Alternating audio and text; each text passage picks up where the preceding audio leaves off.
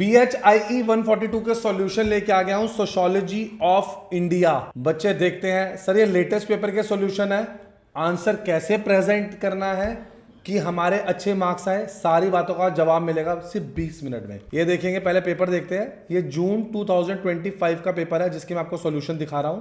History of modern east Asia, BHIE 142। ठीक है, सबसे पहला क्वेश्चन है describe the major feature of classical period in Japan. 20 marks का क्वेश्चन है। आपको 5 question, 400 each words, attempt at least 2 question from each section. Clear है? Start करें बच्चों। The classical period in Japan, पहले इसके बारे में थोड़ा सा ब्रीफ कर देते हैं। It refers to the long phase of political stability and social consolidation under the Tokugawa rule from the early 17th century to the mid 19th century. ये जो पीरियड है, it emerge after prolonged civil wars and mark the establishment of centralized feudal order. ये एक significant है for the consolidation of authority, rigid social structure, culture flowering और economic growth के लिए that led the foundation of modern Japan. जो भी classical period है is often seen as formative stage in Japan transition to modernity.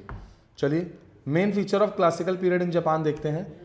Establishment of Tokugawa shogunate, इसके अंदर क्या हुआ? It was establish in 1603 with Edo as its centre. अब आपको ना मेन बातें, इंपॉर्टेंट बातें लिखनी है। Political authority rested with the shogun while the emperor remained a symbolic figure. उसके बाद क्या हुआ? Governance was organize through bakuhan system combining central authority of shogun with semi autonomous domains ruled by daimyo. ये जो ensure करता है stability through controlled decentralisation. Next, rigid social hierarchy. Society was divided into 4 main classes: samurai, peasants, artisans, and merchants. Social mobility was restricted, reinforcing orders and discipline. Samurai dominance. It formed the ruling elite and were maintained through stipends. Their role shifted from warriors to administrator, reinforcing bureaucratic governance. Agrarian-based economy. जो भी agriculture formed the economic base with land productivity measure in rice output. Peasants bore the main tax burden, sustaining the feudal structure. अब आते हैं growth of urban centres. Castle town such as Edo, Osaka and Kyoto expanded rapidly. मतलब जो urbanisation थी promoted हुई commerce, crafts and internal trade. Commercial expansion में क्या हुआ? Culture flourishing, education and literacy, policy of limited external contact और ideological control. And despite official disdain for merchant, commercial activities जो थी वो इंक्रीज हो गई थी। Market, credit system, merchant house develop significantly. ये जो पीरियड था विटनेस था ग्रोथ का of popular culture including Kabuki theatre and vernacular literature. जो भी कल्चर था increasingly reflected urban life. Education थी वो स्प्रेड हुई through temple schools and domain schools. Literacy level जो था वो इम्प्रूव्ड हुआ specially among samurai and towns people. Policy of limited external contact, Japan ने पॉलिसी फॉलो करी रिस्ट्रिक्टेड फॉरेन रिलेशंस की। Overseas interactions were controlled, allowing internal stability while selectively absorbing knowledge. Neo-Confucian it ideas emphasized, इन्होंने किस पे emphasize किया? Loyalty, hierarchy और social harmony पे। ये जो आइडियाज थे लेजिटिमेट थे अथॉरिटी एंड सोशल ऑर्डर के लिए। अब बच्चे वाइंड अप करेंगे इसको, ठीक है? तो ये बता रहा है, अगर क्रिटिकल कुछ इंपॉर्टेंट बात की अगर बात करूं, classical period ensure peace and stability, rigid social controls and limited political flexibility eventually constrained change, it making the system vulnerable to external pressure. Conclusion देते हैं, जो classical period था in Japan was marked by political stability, social order, economic growth, cultural vibrancy. The system successfully maintained peace for over 2 centuries while fostering internal development. उसी same time पे its structural rigidity created tension and become visible in 19th century. Overall जो ये period था ये crucial role play करता था in Japan path toward modern transformation. अब हमें डिफरेंट व्यूज बताने हैं मेजी रिस्टोरेशन पे। Meiji restoration refer to the political transformation initiated in 1868 that ended shogunate rule and restored authority to the emperor. इसने mark किया a decisive turning point in Japanese history leading to the dismantling of the feudal order and the creation of modern nation state. Different views क्या थे इस restoration पे? One view considers the restoration a revolution that overthrew Bakufu. It replaces feudal authority with the centralized imperial rule, transform the political structure. हमें इसके अंदर क्या करना था बच्चे, रिस्टोरेशन करना था. Some historian argue that the restoration was led by samurai elite from Tosa Hizen power. जो भी पावर था शिफ्टेड हुई within the ruling class rather than to masses. कुछ क्लास को पावर दी गई, ये नहीं सभी मासिस को पावर दी गई. फिर हुआ restoration as to continuity with the order. Another interpretation I, it stresses continuity arguing with many reforms built upon institution administrative practices and economic foundation. फिर क्या हुआ, restoration as a response to western threat. जो भी restoration थी is seen as a defensive response to a western imperialism. Restoration as a nationalist movement. Register उठाओ पहले तो. ये जो सारे हेडिंग्स है ना, ये एज इट इज लिखने हैं, इसके अंदर आपने चेंज नहीं करना. हेडिंग चेंज करोगे, ये इग्नू की बुक्स की हेडिंग है, अगर चेंज करोगे मार्क्स नहीं मिलेंगे. इन हेडिंग्स को अच्छे से, बहुत अच्छे से रीड करो बच्चे, लिख लो, अच्छे से मेंशन कर लो इन हेडिंग्स को, ठीक है. उसके बाद मेरी टीम को कांटेक्ट करके आपने ये पेपर लेने हैं, मिनिमम 5 साल के. सर टाइम कम है तो 3 साल के. पेपर नहीं करके जाओगे, हमसे सॉल्यूशन लेके सारी हेडिंग्स नहीं पढ़ोगे, मार्क्स की बच्चे गारंटी नहीं है. गारंटी तभी है जब आप ये सारे आंसर्स पढ़ोगे, हेडिंग्स जैसे मैंने बताई है लिख लिख के हेडिंग्स प्रैक्टिस करोगे, वहां पर जाके थोड़ी बहुत एक्सप्लेनेशन डाल देना. क्लियर है. स्क्रीन पे आपके नंबर प्रेजेंट है, अभी कांटेक्ट कर रहे हैं आप लोग. Some scholars highlight the role of imperial loyalism and nationalism. The slogan revere the emperor expel the barbarians reflected ideological mobilization against. Another view क्या था, it emphasizes social restructuring, abolition of feudal classes, samurai privileges and domain system altered tradition social relation. According to this perspective, restoration as a controlled modernization. According to this perspective, modernization was selected and state directed. Western institutions were adapted to Japanese conditions rather than blindly copied. Restoration as an economic turning point. Some interpretation focus on economic change, noting land reforms, fiscal restructuring, promotion of industry. ये एक key outcome था restoration का. Restoration as a top down process. जो भी changes थे are viewed as imposed from above by the new ruling leadership. जो भी popular participation थी was limited and reforms were executed through the state authority.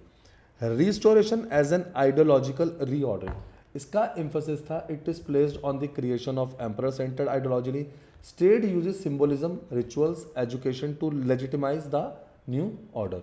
और restoration as an incomplete revolution. Certain views थे जिन्होंने argue किया that while political forms change, social inequalities persisted. Former elites retained influence within the new system. अब देखते हैं critical note, देखते हैं इसके ऊपर, conclusion देखते हैं इनके ऊपर. The restoration can neither as a complete social revolution nor as mere a continuity, but it is a complex process combining reform, adaptation and preservation of elite power. जो restoration has been interpreted through multiple perspectives, reflecting its complex and layered character. इसके अंदर involve है political restructuring, social reorganization, ideological change, economic reform. बल्कि leadership के अंदर it came former elites, transformation reshaped Japan's institution and enables rapid monetization. Clear है बच्चों. एक second रुको प्लीज. ये मेरा चैनल है उन्नति एजुकेशन इग्नू, इसको लाइक और सब्सक्राइब करो अभी, अभी करो. पहले बेल आइकन दबाओ. बेल आइकन दबा रहे बच्चे, ये देख रहे हो वीडियोस. एडमिट कार्ड आया, एडमिशन ओपन हुए, रिसर्च यूनिट के अंदर कॉन्वोकेशन है, हम बताएंगे. सारे सॉल्व असाइनमेंट्स हमने बताए, आप देख रहे हो. वाइवा की डेट क्या है, प्रोजेक्ट की डेट क्या है, एग्जाम फॉर्म की डेट एक्सटेंड हुई, हमने बताई है. सारे पेपर्स के सॉल्यूशन लगा दिए गए हैं सारे. आपको सिर्फ कमेंट करना है अगर आपको आपके पेपर का सॉल्यूशन नहीं मिलता तो, नहीं तो सारे पेपर का सॉल्यूशन है, आप सर्च बार में जाके देख सकते हैं. ये रहा, यहाँ से आपको सिर्फ सर्च करना है. ठीक है. कॉन्वोकेशन हो गया, काउंसलिंग होगी, सब चीज़ें हम आपको बता रहे हैं. कोई भी बड़ा अपडेट आ रहा है, मेरिट लिस्ट रिलीज हुई इग्नू की, क्या ब्रेकिंग न्यूज़ है, सब हमने बताया है. unnatieducations.com पे आ जाओ. देख रहे हो बच्चे हमें रिव्यू भी कर रहे हैं. unnatieducations.com पे आ गए. आपके आते ही आपको इग्नू दिखेगा, यहाँ पर क्लिक कर लो, चाहे नीचे आके इग्नू क्लिक कर लो. क्लिक कर लिया, कोई भी एडमिशन आपको, आपके सेमेस्टर्स देखने हो सब दिखेगा, असाइनमेंट्स देखने हो, previous year papers, guest papers, notes सब मिलेगा. For under graduate, solve assignment, previous year paper, guest paper, chapter wise notes, everything under one roof. आपको सिर्फ हमारी टीम को कांटेक्ट करना है, अपने फ्रेंड्स के साथ शेयर करना है। चलिए आंसर पे आते हैं। क्वेश्चन पेपर तो मैंने खैर आपको दिखाई दिया था, आप देख ही रहे हैं क्वेश्चन पेपर तो, ठीक है ना। Discuss the growth and suppression of labour movement in Japan. The labour movement in Japan developed alongside rapid industrialization from the late 90th century onwards. जो भी एक्सपेंशन था फैक्ट्रीज का, माइन का, अर्बन इंडस्ट्रीज का, it created a new working class that faces long hours, low wages and harsh conditions. जो भी circumstances थे, it led to the emergence of labour organization and protest.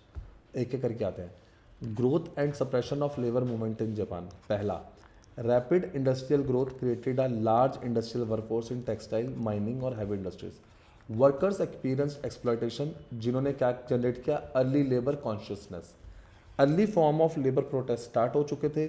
Initial labour resistant took the form of spontaneous strikes, फिर petition और फिर protest. ये action थे localised and lacked strong organisational structure. Formation of labour organisation. The late 19th century witness किया formation of early trade union और labour association. ये जो organisation थी एम्ड एट इंप्रूविंग वेजेस और वर्किंग कंडीशंस। फिर role क्या था इंटेलेक्चुअल एंड एक्टिविटीज का। Socialist thinker and labour activities played a role in articulating workers demand. उन्होंने इंट्रोड्यूस किया ideas of social reforms, labour rights और collective collection. Growth of organised labour in the earlier 20th century. The earlier 20th century saw an increase in organized strikes and union membership. Labour movements जो भी थे expanded in urban and industrial centre. State responses ने क्या किया and legal restriction. The government viewed labour activism as a threat to public order. जो भी laws थे वो इनेक्टेड हुई to restrict the strikes, assemblies and union activities. Police surveillance and repression. जो भी लेबर लीडर थे एंड एक्टिविटीज थे, दे वर closely monitored. Arrest, intimidation and dissolution of labor laws were common methods of suppression. Impact of peace preservation laws. Peace preservation laws were used to suppress the socialist and labor movement. ये laws थे targeted ideas seen as a dangerous to the existing political orders. Labor movement during economic crisis. Economic downturns intensified labor unrest but also strengthened the state repressions. Worker faced unemployment. जब वो protest कर रहे थे वह फोर्सिफुली उन्हें control किया गया। अब क्या हुआ, militarism and decline of labour activism. With the rise of militarism and independent labour movements, they were increasingly suppressed. जो भी वर्कर्स थे were mobilised in support of national and military goals. State control labour organisation, independent unions were replaced by state sponsored labour bodies. ये जो organise थी emphasise करती थी discipline, productivity and loyalty over workers right. तो चलिए इसका देखते हैं। The labour movement grew in response to industrial exploitation but remained weak due to persistent state control and limited political freedom as compared to western labor movements. Conclusion देते हैं। The labor movement in Japan developed as a response to rapid industrialization and harsh working condition. जो भी workers थे, organized union थी, while workers organized unions and protest to assert their rights, state ने consistently suppressed किया independent labor activity. जो भी legal restrictions थी, police action थे and rise of militarism, as a result the labour movement remain constraint and subordinated to national parties. इन्होंने shape किया a distinctive pattern of labour relations in modern Japan. Clear है बच्चों?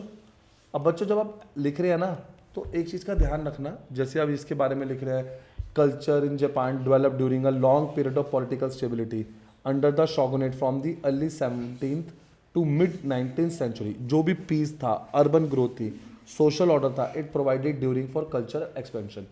Cultural life reflected both elite values and popular experience, specially in towns and cities. इन्होंने ना बच्चे 200 words बोला है, word limit का ध्यान रखेंगे प्लीज। एक और चीज का ध्यान रखना, बच्चे ना ओवर राइटिंग बहुत करते हैं, वो ओवर राइटिंग मत होने देना। पीस, इसके मेन फीचर्स बता रहा हूँ।